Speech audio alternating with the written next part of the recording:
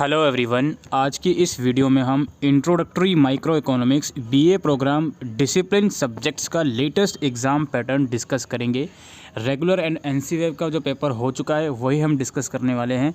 SOL के student के पास अगर ये सब्जेक्ट है तो 4 मार्च को इसका एग्ज़ाम कंडक्ट होने वाला है। दोस्तों, इस सब्जेक्ट के अंदर मेनली आपकी 4 यूनिट्स हैं। यूनिट 1 आपका इंट्रोडक्शन पार्ट्स है, जिसमें आप resources, opportunities, gains from trade, individual and society के बारे में पढ़ोगे।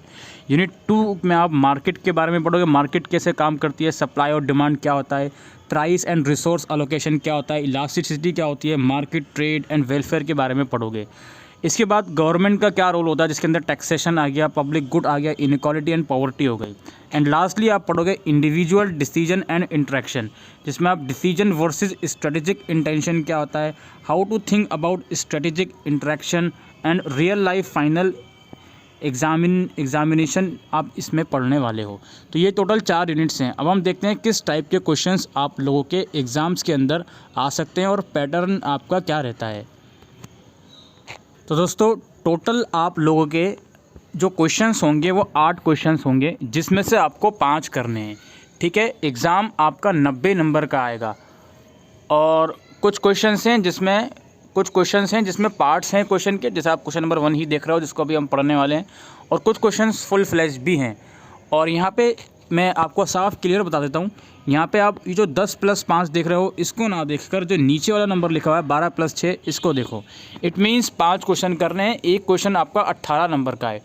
टोटल 8 क्वेश्चंस इस पेपर के अंदर आए हैं। पहला क्वेश्चन ये है कि इकोनॉमिक्स क्या है, अर्थव्यवस्था क्या है, explain the 3 principle of economics, अर्थव्यवस्था के 3 सिद्धांतों की व्याख्या कीजिए। ये 12 नंबर का क्वेश्चन है, ए पार्ट। बी पार्ट में explain the principle of optimisation at the margin, margin पर अनुकूल के सिद्धांत की व्याख्या कीजिए। तो ये फर्स्ट क्वेश्चन हो गया 12 + 6 18 नंबर का। सेकंड क्वेश्चन है, इसका ए पार्ट है, show using diagram how a country and it's sellers and buyers benefit loss after opening up for free trade, when it becomes a net exporter it become a net importer. तो ये 2 condition लिखी गई हैं। आपको diagram की मदद से बताना है कि कैसे एक कंट्री, उसके सेलर और उसके जो बायर हैं वो फ़ायदे या नुकसान में रहते हैं जब वो फ्री ट्रेड ओपन करते हैं, या तो वो नेट एक्सपोर्टर बनते हैं या नेट इंपोर्टर बनते हैं। ये क्वेश्चन नंबर 2 का ए पार्ट है, जो कि 12 मार्क्स का है।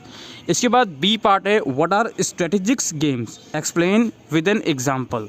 स्ट्रेटेजिक्स गेम्स क्या होता है, एग्जाम्पल के साथ समझाइए। आरोख का उपयोग करके दिखाएं कि कैसे एक देश और उसके विक्रेताओं और क्रेताओं को मुक्त व्यापार के लिए खुलने के बाद लाभ हानि होता है, जब वे एक शुद्ध निर्यातक बन जाते हैं, वे शुद्ध आयातक बन जाते हैं। और बी पार्ट हिंदी में है, रणनीतिक खेल क्या है, यानी कि स्ट्रेटेजिक गेम क्या है, और उदाहरण सहित इसको आपको बताना है। राइट। इसके बाद है question number 3, show graphically the effect of the following on equilibrium quantity and price. कुछ कंडीशन है, इन कंडीशन का इफेक्ट क्या पड़ेगा इक्विलिब्रियम क्वांटिटी और प्राइस पर। पहली कंडीशन ये है, technological advancement leading to lower marginal cost. Technology बढ़ गई जिसकी वजह से मार्जिनल कॉस्ट कम हो गई। दूसरी कंडीशन ये है, increase in the price of complementary goods. जो कॉम्प्लीमेंट्री गुड्स होती हैं उसकी प्राइस में बढ़ोतरी होना। है increase the buyers income assuming that it is an inferior good. ठीक है, बायर्स की इनकम बढ़ गई और अज्यूम करो कि गुड्स जो है वो इन्फीरियर गुड है। तो ये 3 कंडीशन है, और क्वेश्चन नंबर 3 है ये। इसमें आपको बताना है कि इन तीनों कंडीशन पर जो इक्विलिब्रियम क्वांटिटी और प्राइस का क्या फ़र्क पड़ेगा। तीनों जो इसके पार्ट्स हैं वो 6 मार्क्स के हैं, इट मीन्स 18 मार्क्स का ये क्वेश्चन हो गया। संतुलित मात्रा और मूल्य पर निम्नलिखित के प्रभावों को रेखांकित के द्वारा दर्शाइए। तकनीकी उन्नयन के कारण सीमांत लागत में कमी, पूरक वस्तु के मूल्य में वृद्धि ये मानते हुए कि ये निकृष्ट वस्तु है। इसके बाद क्वेश्चन नंबर 4 है हमारा, जिसका ए पार्ट है, what is buyer's budget set, how does it change if price of one commodity increase, ceteris paribus, explain with diagram. और बी पार्ट है what is mean by consumer surplus, how is it calculated, explain with diagram. ये दोनों ही 9.5 marks के हैं। केतरा का budget set क्या है, यदि एक वस्तु का मूल्य अन्य चीज़ों के समान रहने पर बढ़ जाता है तो वे कैसे बदल जाता है, रेखांकित सहित समझाइए। बी पार्ट है उपभोक्ता अधिशय का क्या अर्थ है, इसकी गणना कैसे की जाती है, रेखांकित सहित समझाइए। फिफ्थ क्वेश्चन है, इसका ए पार्ट है derive the supply curve of a firm in perfectly competitive market, also explain the shut down condition. इसमें है पूर्ण प्रतियोगी बाजार में एक फर्म का पूर्ति वक्त व्युत्पन्न कीजिए, शट डाउन की स्थिति की भी व्याख्या कीजिए। और बी पार्ट है एक व्यक्तिगत फर्म के लिए दीर्घकालीन पूर्ति वर्ग आरोग्य रूप से व्युत्पन्न कीजिए। इसके बाद हमारा नेक्स्ट क्वेश्चन है question number 6, explain how invisible hand efficiently allocates production within an industry among different plants, और explain how dead weight loss arises in case of price controls. व्याख्या करें कि किस प्रकार अदृश्य हाथ एक उद्देश्य के भीतर विभिन्न संयंत्रों के बीच उत्पादन का कुशलतापूर्वक आवंटन करता है, और स्पष्ट करें कि मूल्य नियंत्रण के मामले में कुल भार हानि डेड वेट लॉस कैसे उत्पन्न होता है। 7वां क्वेश्चन है, ये फुल फ्लैज क्वेश्चन है, लेकिन इसमें भी आपको 6 और 12 रखा गया है कि है what do you mean by tax incidence, ये एक्सप्लेन करना है 6 मार्क्स में। और how the elasticity of demand and supply determines the incidence of tax on consumer and producer, explain with diagram.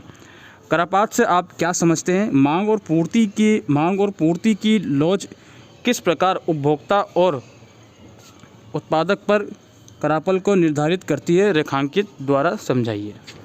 और हमारा लास्ट क्वेश्चन है explain positive and negative externality with example, सकारात्मक और नकारात्मक बाह्यता की उदाहरण सहित व्याख्या करें।